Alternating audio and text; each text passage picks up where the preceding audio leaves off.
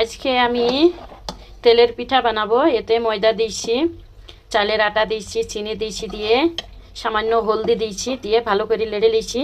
আর এরকম করে পুরটা বানিয়ে নিয়েছি অল্প অল্প পানি দিয়ে। তো এরকম করে ভালো হয় তেলের পিঠা। আরামসে আধা ঘন্টা আরাম দেওয়া লাগে, আধা ঘন্টা পরে শুরু করা লাগে তেলের পিঠা। তেলের মধ্যে আটার পুর আর একটা দেব। সুন্দর হয়েছে, একসঙ্গে তিনটা দিয়েছি, তিনটা দিয়ে এরকম ফুলি ফুলি গেছে একসঙ্গে। ঝরিয়ে তেল ঝরিয়ে নিচ্ছে, এবার তুলে নেব। এরকম তেলের পিঠা এরকম ফুলিছে, গরম বেশ একদম ফুলকা লুচির মতো ফুলিছে। এই দেখো কত সুন্দর, দেখতেও সুন্দর, খেতেও সুন্দর, নরম।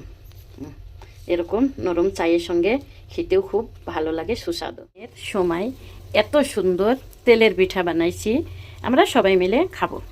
আর আমাদের বাড়ি মেহমান আসিবা, তারাও খাবে। তো দেখো এত সুন্দর হয়েছে প্লেটটা সাজানি।